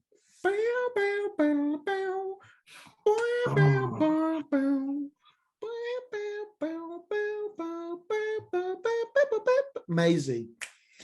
Oh yeah, you know, that would be. I just kept saying, play Maisie, and he never did. What the hell is this? Yeah, you know, no, that's, oh God, yeah, that. Now Maisie, I recall it. That wasn't done till like what, 82 or something like that, when he did the album with Paul, or 81. I think after Wings broke up, I thought he did, but I mean, I could be wrong. I could be misfiling things. In my head canon, I'm sure it was Back to the Egg era, but again, I could be wrong as well. Yeah, no, I could be totally off. I mean, yeah, I mean, talk about unfulfilled potential right there. I mean, back to the egg lineup. But then if if John lives, and the Japan bust doesn't happen, maybe we might have gotten a little bit more out of that lineup, maybe at least till 82, 83, whatever. Maybe they appear in Broadstreet, which, funny enough, will lead us to the next item here. It's a little segue. The script right here. There's a script for that movie. Wow. There is a script. There is indeed a script, not just the script that's included with the official book either. This is an MPL script. I got to present this during one of the Fest for Beatles fans. I got to talk to Mark Lewison about it. I mean, I was like, yeah, he was just like, oh yeah, I'd love to do a book on Broadstreet. He goes, that looks like a good item. This I found from the UK off of an Etsy shop last year, I would say. Yeah, it was like an antique shop, and I just happened to be thumbing through. I just typed in Broadstreet script. This pops up, and I'm like, okay, I've never seen this. I'm like, I've got to have it. Yeah, it's right. It doesn't have No More Lonely Nights in it for some reason, though. It's got some of the songs, but I don't think. I mean, I think because No More Lonely Nights probably one of the last, or not the last thing recorded for it. Here we go. We got an internal picture right there. Wow. Yeah, because it's not played or mimed in the film itself, but not such a bad boy, and give me a moment. No Values, that they were filmed. Yeah. Yeah, for No One, Eleanor Rigby. I mean, I'm just thumbing through right now to try to see. No Values is in there. So Bad, Not Such a Bad Boy. Ed, low key, Eleanor's Dream is probably one of my favorite obscure McCartney tracks ever. I love that. It's so marvelous. Least favorite off the album, actually. Really? I think for me, yeah, no, I mean, for me, besides No More Lonely Nights, the other two tracks are among the favorites. The other two new tracks are among the favorites. Yeah, I would have trimmed that sequence. I mean, it's nicely done, don't get me wrong, but I think that whole sequence, if I was reshooting it now. No, you need Linda's badly acting face going over the waterfall going. Yeah, well, the freaky thing is watching that now when you see him going through the snow and he's looking up and you see Linda in the sky. I mean, watching that now has a completely different meaning than obviously at that time they couldn't have known. But you watch it now, you're going, oh my god, yeah, she's gone. But it's classic 80s excess. The whole thing is just like, yeah, let's just spend 2 million on this sequence that doesn't further the plot at all. It's like Ghostbusters. It's like, yeah, we'll just build a set outside a building and have the entire floor pavement crack open. You don't need to have it in the movie, but yeah, we'll spend 300K on that. No problem. And then we'll just let Bill Murray riff while it's happening, The other film I got to see during that year, yeah, ironically, Broadstreet, I didn't get to see in the theaters. I think I saw it. I want to say the year, well, I mean, it wasn't in the theaters that long, right? So the year after, summer of 85, I may have referenced this in one of my videos at some point. So basically summer of 85, my dad has the tape, but it's not one of the tapes I showed you. It's basically what he used to do is like kind of copy, off of different tapes, so one VCR to another VCR. So I think it was just like one of those plastic case tapes, puts it in, was watching it a little bit. I don't think at that time I quite saw the whole movie. So again, it would have been a little bit later, probably when I got that 96 video, the first time really viewing it, beginning to end. But yeah, did he find the tapes? I need to know. Yeah, exactly. Well, speaking of Broadstreet, I just opened this up today, right? So I had this lying around, lobby cards right here. Speaking of burning money, look at that set. Look at those costs. That's from Tracks. So I got Tracks has a lot of good stuff. I'll tell you that right now. Thank God I don't live next to them. I'd probably be spending every single cent I have. Ballroom dancing, probably the highlight of the movie for me. Yeah, Ballroom, definitely a great sequence. We've got, here we go, the warehouse sequence. This is classic. This would have been a good, this might have even been a good shot. So it looks a lot more soundstagey from that angle. It looks like a much more natural environment in the film. You know what I mean? Yeah, with kind of the light kind of going through. Let me see if I don't know if that's doing it justice. I always thought they were facing each other during that sequence, a little less facing the camera. Maybe that's just me. Yeah, I think parts of it they were funny. I should know that, having seen the film so many times, right? But I think parts of it they're kind of facing each other, and then parts of it they're kind of facing. I know that the big guy's walking towards the camera like this. I know. I mean, I didn't realize till a long time later that Haystacks had passed away, because I remember commenting, "Oh, he would have been good in the Harry Potter franchise." But that's Hagrid. Yeah, he had that. There we go, ballroom dancing right there. You've got a little bit more of that sequence. Here we go. Paul and Ringo enjoying a cold one during that. It's so like, if that was released now, it would be a meme. It would just be a meme. Like, oh my god. Yeah, if it's like you could say when me and my friend as kids found $5 and you just show them that. That's kind of an odd little photo. I mean, I think in that scene he's looking up at what was the fictional MPL headquarters. Yes. For the film. When he's going to meet Rathbone or something like that. Yeah. The speeding car. Here we go. When did we get involved with that Rathbone character? Paul, do you not know how your business works, mate? Like, surely you should be very familiar with this person. Oh, Tracy Ullman, right there. I've heard now. I don't know how true it is, but I had heard that, from some source, allegedly, supposedly, I'll put that in quotes, that there could have been some line readings between the two. Oh wow! Read that as you will. Unconfirmed. I mean, maybe not. Allegedly, who knows? I don't want to get in trouble, but there we go. I mean, that sequence there where they sing "Give My Regards to Broadway," along with the whole ballroom dancing sequence, it's classic McCartney thinking that everyone likes and remembers the 50s as much as he does. It's like, Paul, I'm sure you thought the kids of the mid 80s were going to go crazy for that. Give my regards to Broadway. Yeah. Remember me that Leicester Square they changed it to? Oh my God. Well, funny enough, I tried to look up the original, the Give My Regards to Broadway 1948 film. Can't find it anywhere. Because for me, I want to do like a little comparison. Like, okay, is there any type of influence? I mean, flip 1948 and 1984, you've got, the inverse of the films, but it's not even anywhere. It's not on VHS. It's not streaming. It's not anywhere. My curiosity is like, is there any influence from that film on this one at all? Just as a comparison. They've got like a robot car with the itinerary, but it's like the 1940s radio. Today you've got to go record an album, then you got to go to the dance sequence and an interview. Well, yeah, see, you're gonna be big, Paul. See, you gotta straight to the top.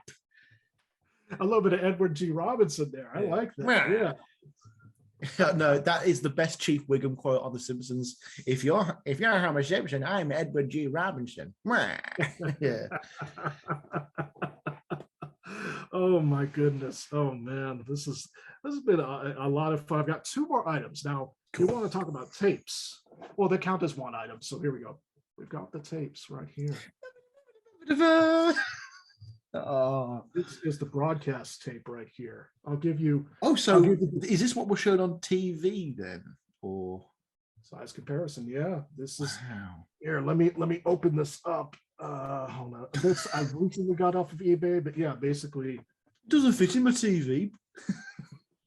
Well, maybe not, but here we go. I got this off of an eBay auction. There. Oh, honestly, defunct formats are my that is my jam. That's beautiful.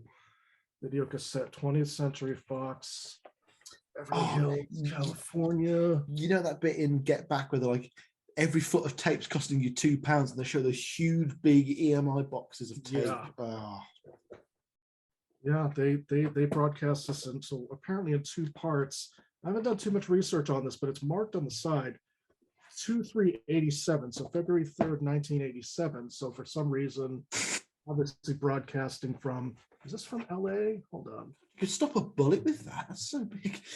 This is, I mean, yeah, it's like the 10 Commandments here. I mean, This is, I mean, yeah, these are, I forget what I paid for these. It wasn't super expensive, but I got, it was around the same time where I got a sheet of, way back in the day when they did the newspaper cutouts. So like in the newspaper advert, you'd see like a little clip of the promo poster or whatever, and different font sizes, and now playing at your local theater and listing and everything in the newspaper.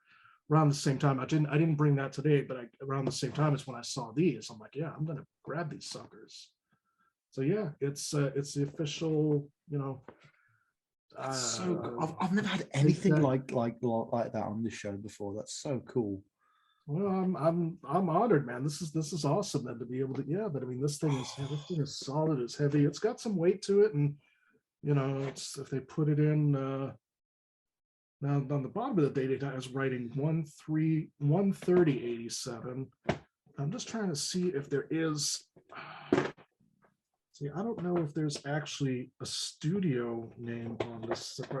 This reminds me a little bit of the old school, like Blockbuster VHS tapes in a way. Oh, wow, it's reflecting me. Hello. Oh, sorry. Oh, that's funny. Oh my gosh. Yeah. Is it heavier than Paul McCartney, the lyrics? No, I think Paul McCartney and the lyrics would take the title for that. I mean, this is this I can actually lift and no problem. The lyrics, man, I could build some like Rambo muscles with that or something if I kept lifting that every day. No, it both volumes could stop a 22 caliber bullet, definitely. Yeah. I think maybe like a tank at this point. I would have been killed had I not been holding my entire Paul McCartney the lyrics book. You know the way Jamie Lee Curtis holds books in the first Halloween movie, where like girls would walk home in the 70s with their books like that. I just imagine some stray bullet ricocheting off a car door, just embedding itself. Oh, it only made its way up to C.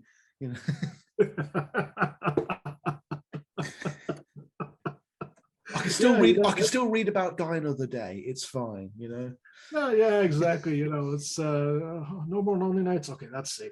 It gets through that. Forget it. Sea Moon's gone. Sea Moon's gone. Yeah, Sea Moon. It's there. I forgot what Calico Skies is about. Yeah. A song that was recorded on the day I was born. That's one of my favorite facts. Great Day, Calico Skies, and When Winter Comes, recorded on the day I was born. Oh wow! Well, I feel old after hearing that, man. But yeah, that's cool, man. That's really really cool. No, I found out that Great Day was written in the 70s. In that lyrics book, I was like, what? Yeah, that was. Did he write about that in the original liner notes? I thought I'd read that somewhere before the lyrics. I haven't gotten to my Flaming Pie episode yet, so that may be true, but yeah. And again, it's funny as we all go through, and there's like so many different books I've read over many years, and just so many different pieces of information that floated around. I start to wonder at this point, am I mixing up one fact with another fact type of thing? And then we all have a go at Paul for getting one tiny little piece of his history wrong. He starts playing too many people. This is for the Wings fans. Or like, oh God, yeah. Or he'll do that with this is for the Wings fans. It's Band on the Run. It's like, oh, we've heard that one before, man. Yeah. I was just posting today. Yeah, like I said earlier, in our conversation with Take It Away, No More Lonely Nights playing live, Back on My Feet. I mean, there's a whole bunch of tracks. I get that. Look, man, you can't do Martha My Dear anymore. That's fine. No Single Pigeon. Come on, where's Single Pigeon? Just like a real show. A sound check. That'd be a perfect sound check song, And one of my favorite songs to read about in the lyrics book as well, because I was like, oh, it's probably just a throwaway. Oh no, it's like one of his most mediated, well thought out tracks. Oh, excellent stuff. I thought he's mentioned something about, oh yeah, one day maybe compiling a live album of all the sound check songs I haven't done in concert. That would be interesting. I mean, I don't know if we're going to get another live album per se. I mean, besides Good Evening New York City was the last one, I think. And that's a while ago, Yeah, 2008 or so. I mean, I wouldn't mind something like that if it's got some of those songs we've kind of mentioned. If he's done some of those as sound checks that we just aren't aware of, that would make a nice bookend live set, as it were, instead of the usual suspects. I mean, at this point, expecting him to change a set list, probably not going to really happen. I'd love for it to happen, but we need another unplugged where it's just him and a piano. Yeah. And he changes the key. He finally changes the key and sucks it up. He gets over his anxiety, and just any of the piano ballads, just do them slightly different. That'd be so intense. Yeah, sod it open with Jazz Street. Now we're talking. Wow. Oh yeah, we're going deep with this one. Yeah, we could. Yeah. I mean, yeah. Take it away. He could kind of do more the demo version of that. No More Lonely Nights. Yeah. Lower the key. Match what you have to work with now. Is correct. I mean. Oh no, but if he's doing a modern piano one, it's gonna have women and wives on it, and it's gonna be terrible. Hear me, women and wives. Hear me, husband. Paul, just let St. Vincent do it, please. Please, just let her do it. Oh man, it's I enjoy that track, but yeah, I mean the voice. That's the thing that sucks about seeing, people you admire, your heroes, whatever you want to call it, growing older. I mean, obviously, he's not going to sound like he did even at 50 or 40 or 30. Not that I would expect him to, but yeah, I mean, some concessions to where your voice is at this point. I don't think anybody's gonna blame you. At least I wouldn't. Yeah, I think he just needs to use the techniques more to his advantage. Like Caesar Rock, his voice sounds great on that, and he's like 79 at the time there. But it's just you've got to produce it properly to get that sounding robust enough, I guess. Yeah, that is the thing. It's sort of, the rockers he seems to handle a little better now, but yeah, it's other aspects of his voice. I mean, I'd love for him to sound like he did back even during the '89 tour. I know that's not going to happen realistically, but yeah, it's it is a sad fact of life, isn't it? Oh, I've just thought this just out. It'd be lovely to hear Paul do Go Now as like a little Denny nod, Yeah, that is a pretty good idea. Yeah. We've already said goodbye. Oh, That's good. Now I don't know if I don't know if I've seen him do that too much lately. I remember during the '89 interviews, he'd always see me doing that. Yeah, kind of. No, it helps me get into character. Whenever I do a Paul McCartney impression on the podcast, and I've got to do a big quote, literally, I'll sit there and go, But fortunately, McCartney's voice is not. It's not scouse in the way like John's was, you fucking twat, oh, you fucking. It's actually leans more towards Birmingham here in the UK with that kind of, that kind of low timbre, yeah. Fortunately, anyway. I mean, I don't think I've ever had anyone write in and say sincerely that it's a good Paul McCartney impression. I think they just say they like it more than anything else. Well, who does a really good. I'm sure he's definitely from your side of the pond. Steve Ricks. I'm sure you had to have seen some of his stuff online. Oh, is he Paul McCartney makes a cup of tea? Yeah, and those type of characters. He does that. He does Freddie Mercury and stuff. George, Freddie Mercury, George and Paul discussing Friends to Go was one of his impressions.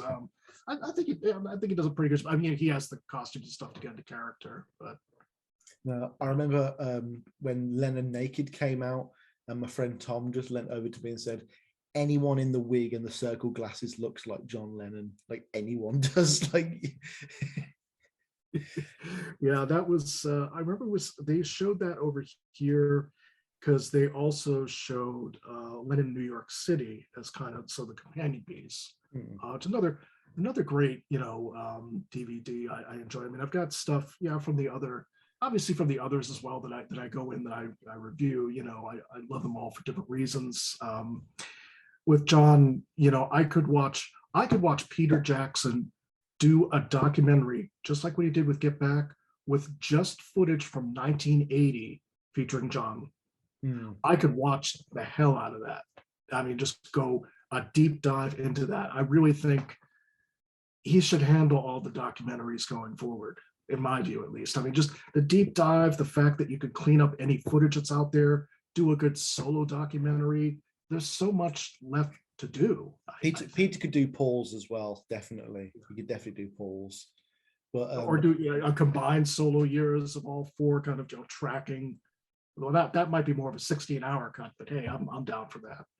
Yeah, I'm glad that the only reason we're probably going to get an actual physical format release of the Disney Plus series is because it's Peter Jackson, and he always releases a DVD or a Blu-ray with bonus footage a year on, like he did at Lord of the Rings and The Hobbit and King Kong and stuff like that. And it's like, if any other director had done it, it would just be on Disney Plus forever, because Mandalorian, all the Marvel stuff, no box set, no DVDs for any of that stuff, because the mouse keeps it in the house of mouse, I guess. Got to make that money somehow for, what is it, the Star Wars theme park that they're opening up early next year, I think, or late this year.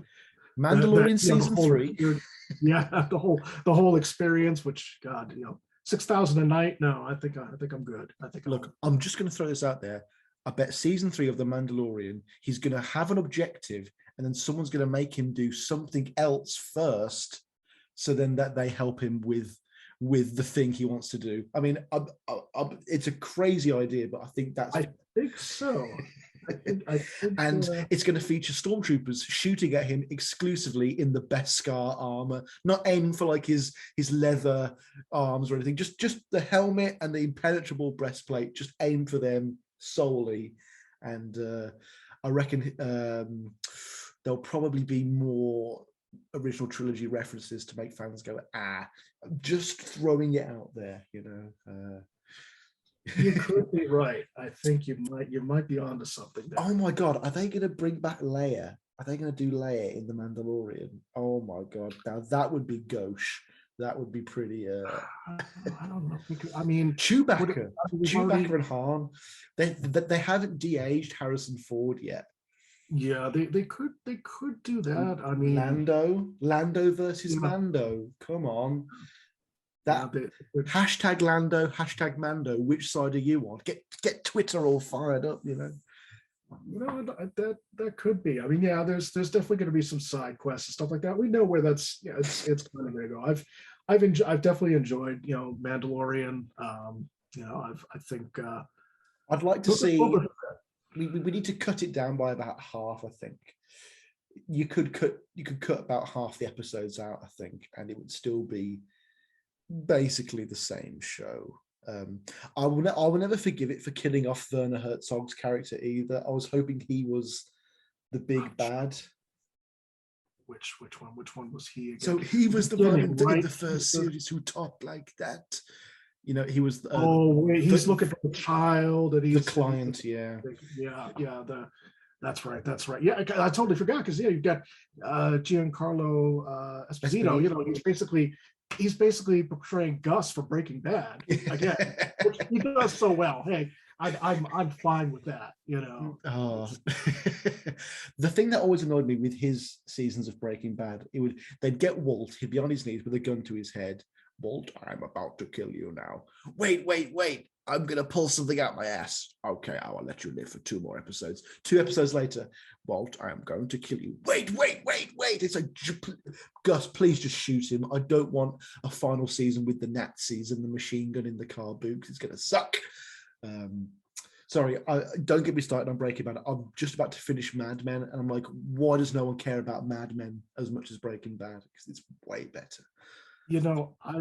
I've only caught a couple episodes of Mad Men. I think the one of them I did catch was the 1966 episode where Tomorrow Never Knows, which they paid a huge amount of money for that 30-second snippet or whatever it is. I've heard good stuff about Mad Men. I've heard the attention to detail, which I do like. I'd like if a director can do, very specific, historically accurate attention to detail. And that's why sometimes I can have a little problem with some biopics too. Some biopics, they'll do an event that actually takes place in 1984, but they'll put it in 1988 or something. It's like, no, I want Bohemian Rhapsody is unwatchable for that kind of stuff. It's just, it's pathetic. Or like, I haven't seen it yet. I've heard like, the switching around. I mean, okay, I get you're not watching a documentary, but it still makes for good dramatic storytelling. Just get the order right. That's all. Just get the order from this is what happened first. This is what happened next. You could still tell a great story. Or just like stuff that's made up, like John punching Paul in Nowhere Boy, which never happened. I know. Yeah. I've never seen Nowhere Boy, at least not yet. I remember seeing the interview with Paul. He goes, "Yeah, it never came to fisticuffs, even in Get Back." And Get Back, was it episode 2? I think it was just rewatching. Yeah. They're going on about, yeah, well, no, it never got to fisticuffs. I think they said except for like one plate and Hamburg or something. And even then, they never got to physical blows. But when people see movies like this, they're going to go, oh, they're going to carry forth another story, John punching Paul. Or don't get me started on, there's the 2 John quotes that are always going around. There's always life is what happens when you're busy making other plans. Not for Beautiful Boy. No, the other one about, I told them something about the meaning of life and they didn't get it. That one. At school, they asked me what I wanted to be. Yeah. And never said that. Or the other one about Ringo not being the best drummer. That's a 1983 quote from a stand-up comic, and I think that's from Lewison's research. Jasper Carrot. Jasper Carrot, the comedian. That's the name of the comedian. Yeah, it's like in the UK. Yeah, people carry that forward. It's like Keith Richards. I have the book up there somewhere. Keith Richards' life book that he wrote about 10 years ago. The story about him getting a blood transfusion. He goes, "No, I got my teeth worked on." So it's like all these stories that take on a life of their own that aren't even remotely close to the fact. Because I guess at the time, no, isn't there that one story where like Mick Jagger walks into Charlie Watts' room and says, "Get back on stage, I need my drummer," and then Charlie Watts bursts back into Mick Jagger's room and punches him in the face, as like, "I'm not your drummer, you're my singer," or something like that. The variation on that, yeah, it's the way I've heard it. It was during the Dirty Work sessions, circa 1985, 1986. He calls up to Charlie's hotel room, says, some words to that effect. Charlie gets dressed, runs down, punches Mick. Mick almost falls into a canal, the way I've heard the story. And it says something to the effect, like I say, "No, you're not, I'm not your drummer, you're my fucking singer," and walks out. Which I actually could see that happening. I mean, the amount of drugs in that album alone, yeah. That one I think is pretty close to reality. But like the Keith Richards one with the teeth, I mean, he had some messed up teeth because of all the heroin and stuff, and then he goes to get them fixed, but it turns into, no, you got a blood transfusion from a Swiss doctor. Yeah. But I mean, there's all these stories that take on a life of their own.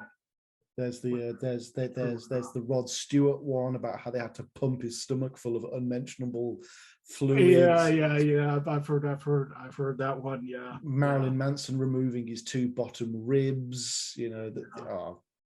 Disgusting stuff. Have we got a final item? Let me see. Final item. Actually, you know what? Yes, I do. I have one. I'm going to pull out of the rabbit's hat. Not specifically McCartney related, but one I've done a review on already, which I really love. The Ultimate Beatles Quiz Book. Wait right there. Michael J. Hawkinson. No problem.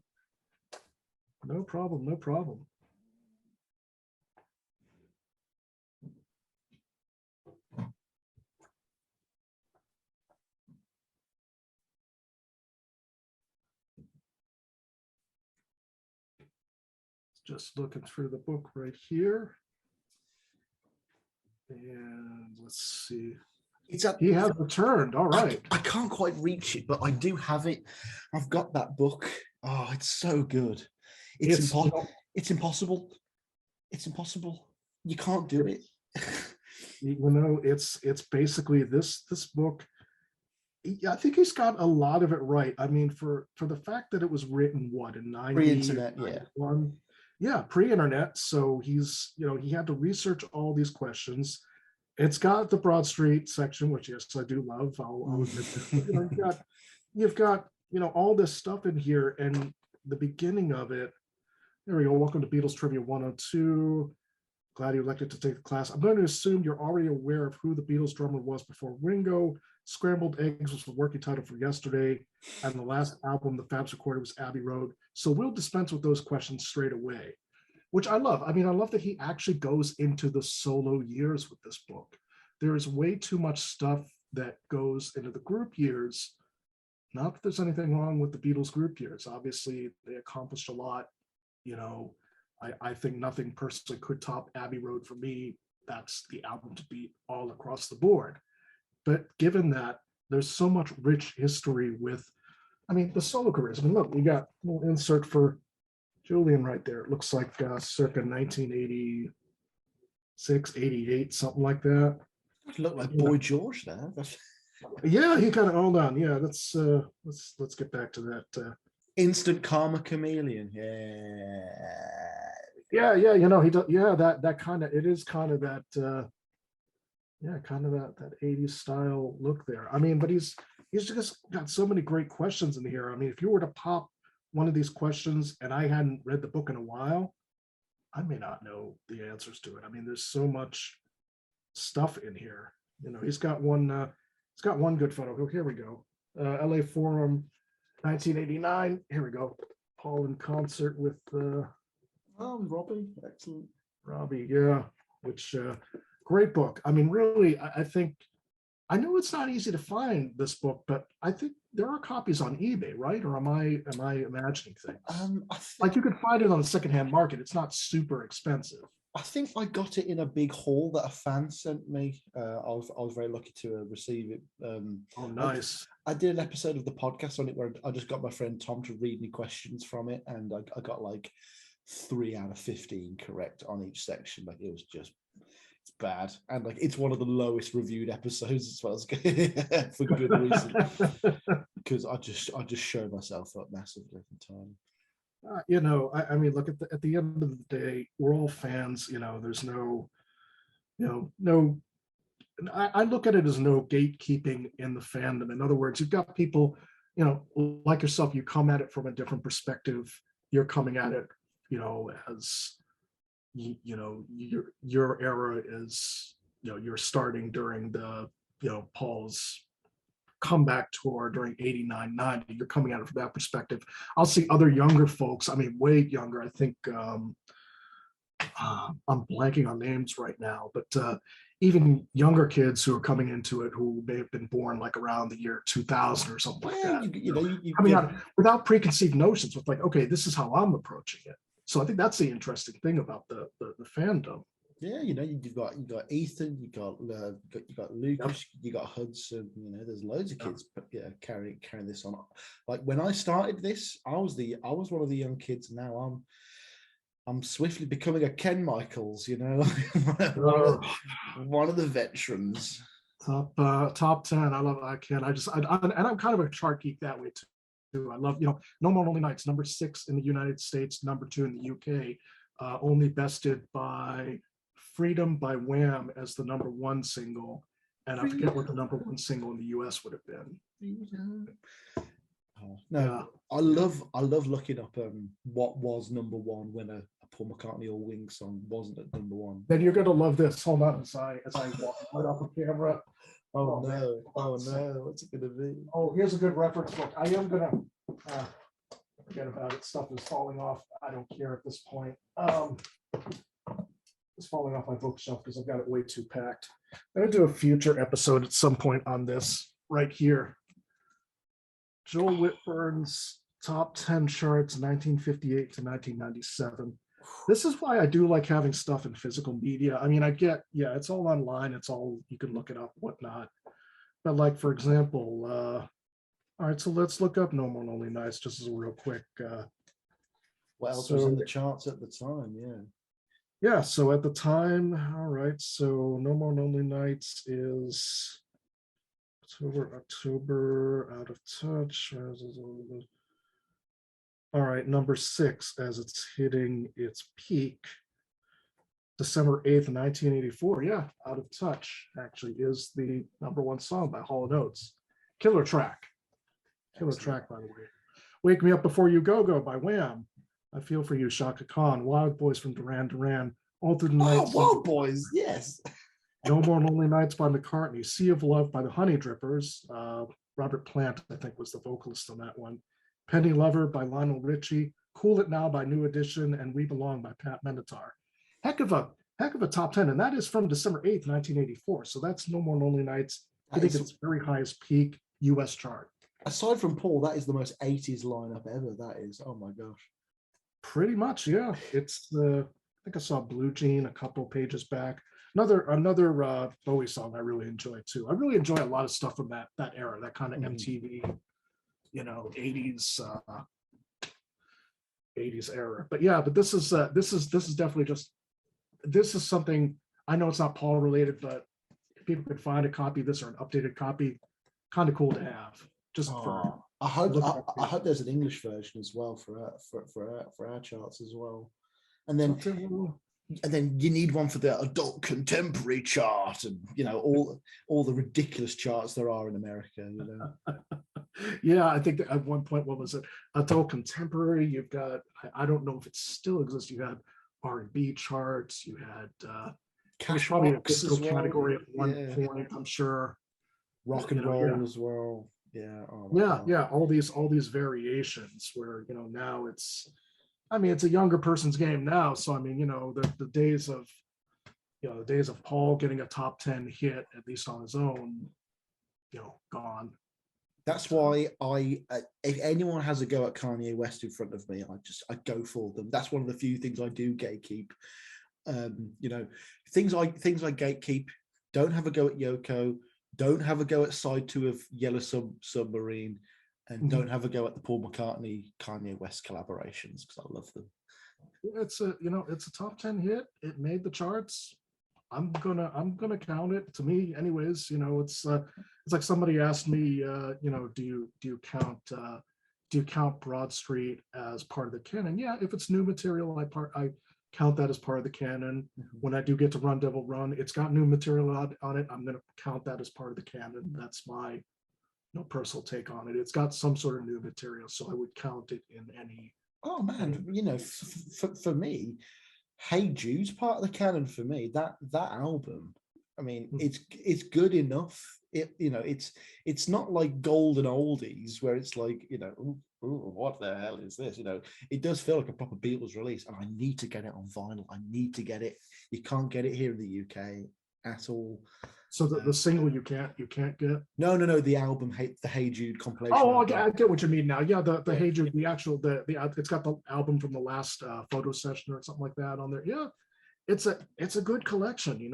I have it.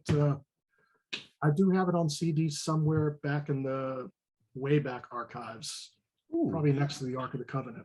Let's see how much the Magical Mystery Tour EP is going for these days. I'd be curious about that. Hang on, EP 7-inch was $64.99 plus post and packaging. Okay, so that's probably about $110, $105 then. Oof, yeah, that's, oh man, I think that's the other part of collecting in a fandom. Like if I try to find sealed stuff, elsewhere, I did show the 2 sealed copies I have of the Broadstreet album with the hype sticker. I'm trying to hunt stuff like that down now because it's only going to increase in value. It's only going to go up in price. Coming up, he said. I mean, you see the hype sticker for, I think there was one I saw a hype sticker for Pipes of Peace. Not one of my favorite albums, but hey, you know what? I'm gonna get it for the hype sticker if I can. Oh, these fuckers who have got all 3 Fireman vinyls because they bought them when they came out. I'm like, you are just the worst person I've had.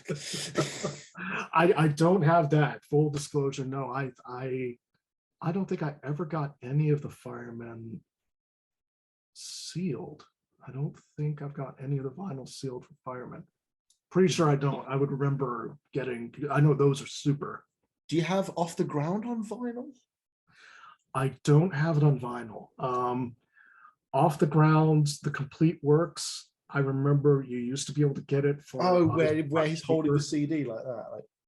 Yeah, exactly. No, I wish I wish I would have picked that one up. I know that one a little bit expensive, a little bit harder to find. Yeah, it sounds really well here in the Netherlands. Yeah, it was good. Yeah. Right. I feel like we're drifting off into a conversation that is only appropriate for Patreon fans here. So, you know what? let's round things out here. It's been wonderful meeting you, Ed. It really has. Thank you. No, Sam, I appreciate it. I know again everything kind of coming together, but I'm glad we're able to do this today. This is awesome. This is awesome just being able to share some of the memorabilia. And again, I mean, that's the joy of it. That's the joy of having all this stuff, in the attic, as it were, just even if you don't have an attic. Like, yes, the internet does bring disparate hate groups together on Facebook, and it's a real problem for the world, but it also gives mad McCartney fans a venue to meet other like-minded people, and I'm so happy I've managed to meet so many cool people through the podcast, through this very popular show that goes out to over 2 people over the world, my mom being one of them. And my mom subscribed to my channel, believe me, so I know.